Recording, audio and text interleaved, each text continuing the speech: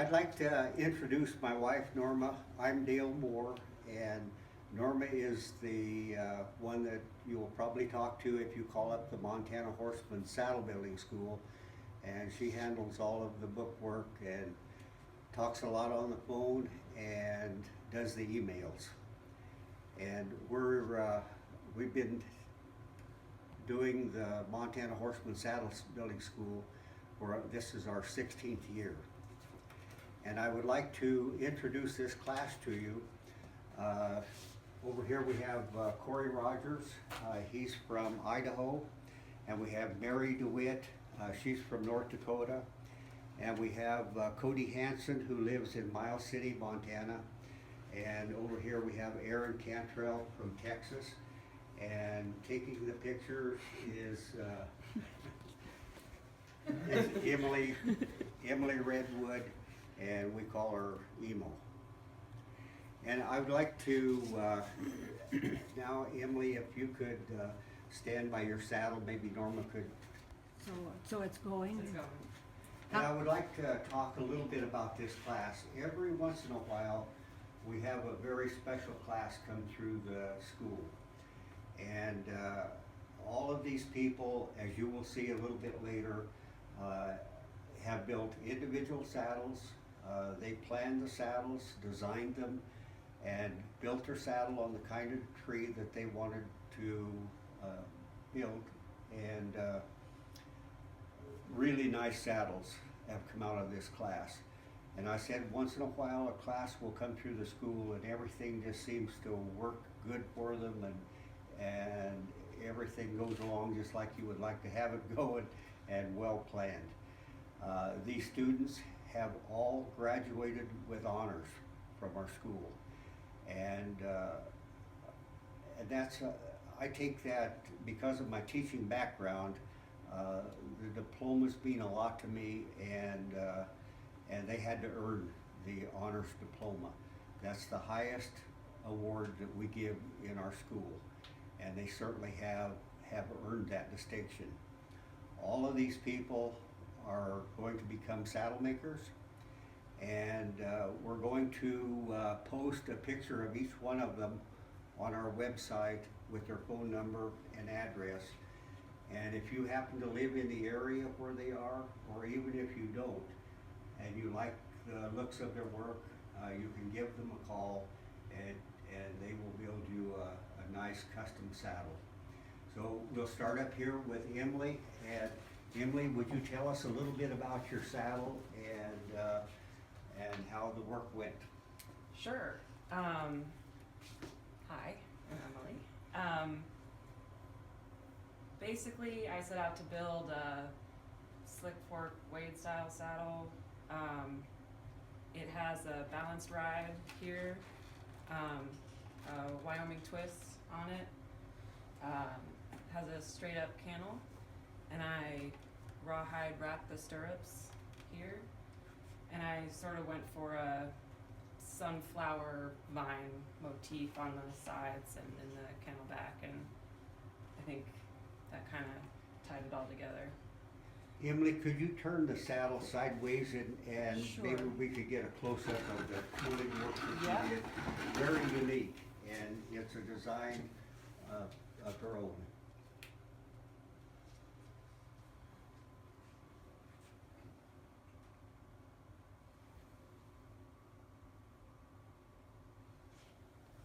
Let's get around here. Okay.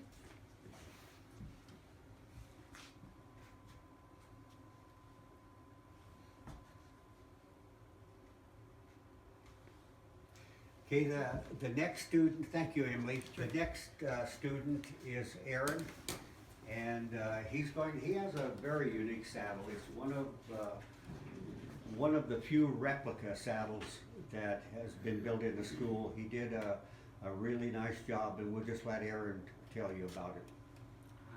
I'm Aaron. I'm from Bandera, Texas, and I went for an old style look, kind of based off of a probably 1870s half seat, and I used a Sam Stagg rigging, And one thing I did that's a little more modern, I guess, would be I added the side fenders are actually part of the seat instead of separate pieces. I also added a small pouch on the back of the cantle, which is kind of reminiscent of the old Packer saddles. And just a nice border tooling with some corner design, and I think it turned out really nice. Okay, it certainly did, Aaron, and we're gonna have a real nice picture on our website with not only your saddle, but all of these saddles. The next student is Cowboy from Eastern Montana, and if you look at his saddle, you'll know that he's a real cowboy. And Cody, we'll let you talk about your saddle. This is just a 16-inch Will James tree. It's rough out. This is not my saddle. This is built for a buddy of mine who ordered it. And everything, like my braids, my covers, the stitching is all done in rawhide. Practice with it before you actually do it. It's hard stuff to work with.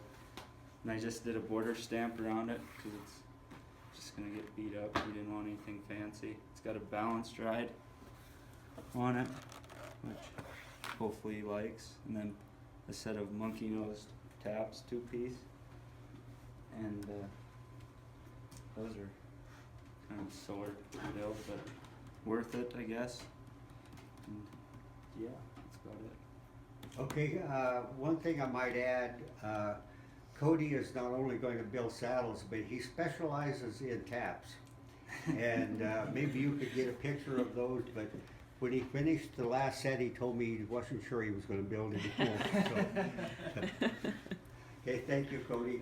And our next student is Mary, and she has quite a unique saddle too. She did spend a lot of time with tooling and carving on her saddle, and came up with a very unique, well-built saddle. So mine is also Will James. It's a 16-inch, and I went with the square skirts because that's kind of what I like. So mine's just conventional stirrups, and I got a flat plate rigging set at 7/8 because I ride different horses, so I figured that would be the best. My taps are also, Cody made those and I traded them off him, so he did a good job. Oh yeah, I did the braid down the fort cover. I just kind of like the looks of it, so got creative there. Okay, thank you, Mary. Our next student is Corey, and Corey built a really functional saddle. He does a lot of riding and training horses as well as horseshoeing, and so his saddle is a real functional using saddle. And Corey, you might talk a little bit about your saddle. This is a 15.5 Bowman. I wanted it to be kind of plain but very functionable. I put the seat inlay, the Wyoming twist, the balance ride. I also did a Montana flat plate set of 7/8 due to all the different horses I ride. And I went with just kind of a plain because it's going to get beat up and rode a lot. So. Okay, thank you, Corey. And the other thing I would just like to say again, if you like the looks of these saddles, and every one of these people did an outstanding job, and that's why they have graduated from this school as an honor student. And their phone number and address will be with their picture on the website, and give them a call. You'll be happy you did. Okay, thank you for doing the filming, Emo.